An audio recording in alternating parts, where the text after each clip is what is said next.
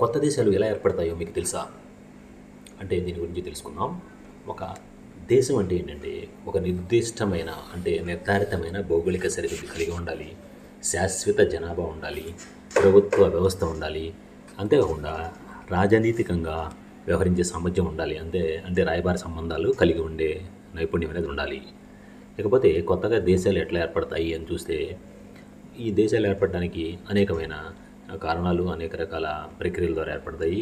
శాంతియుతంగా విడిపోయే ప్రక్రియ ఒకటి, అంటే ఒప్పందాల ద్వారా, సంయుక్త ఒప్పందాల ద్వారా విడిపోయి కొత్తగా దేశాలు అవతరిస్తూ ఉంటాయి. ఉదాహరణకు చెక్ రిపబ్లిక్, అంతకుముందు చెకోస్లోవేకియా అని ఉండేది.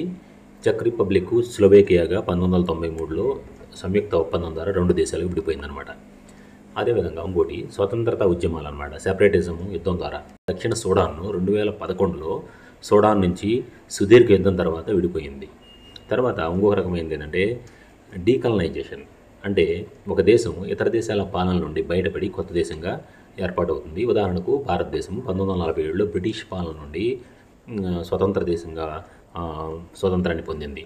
ఇకపోతే ఇంకోటి ఏంటంటే దేశం విఫలమైనప్పుడు, అంటే కొలాప్స్ అయిపోతే దేశం, ఒక పెద్ద దేశం కొలాప్స్ అయిపోయింది అనుకోండి, చిన్న చిన్న దేశాలుగా కొన్ని ఏర్పడతా ఉంటాయి. ఉదాహరణకు సోవియట్ యూనియన్ 1991లో 15 కొత్త దేశాలుగా విడిపోయింది.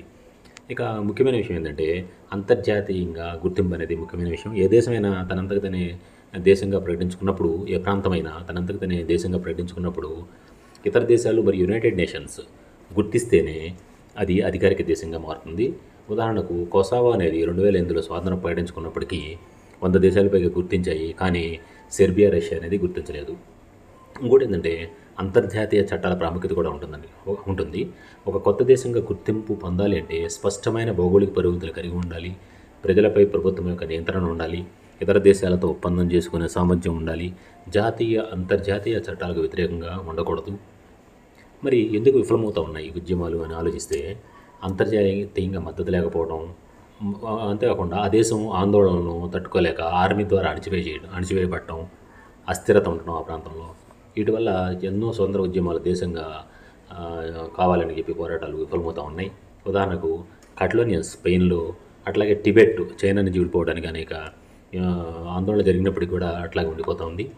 ఇక కొత్తగా మనం ఒక దేశం రావాలి అంటే ప్రజలకు స్వాతంత్రత కోరుకోవాలి, అంటే అదేవిధంగా ప్రభుత్వ వ్యవస్థ ఏర్పాటవ్వాలి, తామిచ్చిన భూమిపై వాస్తవిక పాలన ఉండాలన్నమాట. అంటే ప్రాంతం యొక్క నియంత్రణ అనేది ఉండాలి, అంతర్జాతీయ గుర్తింపు ఉండాలి, యుఎన్ నుంచి గుర్తింపు ఉండాలి. ఈ మార్గాల ద్వారానే కొత్త దేశాలు ఏర్పడే అవకాశం ఉంటుంది. ఇప్పటివరకు బలూచిస్తాన్ కొత్త దేశంగా ఏర్పడింది అని చెప్తామని న్యూస్ వస్తామని, అదిగో ఏర్పడిపోయిందని. మరి ఏ విధంగా ఏర్పడింది, దీన్ని ఎవరు గుర్తించారు అనేది కూడా మనం దాన్ని స్టడీ చేయాల్సిన అవసరం ఉంది.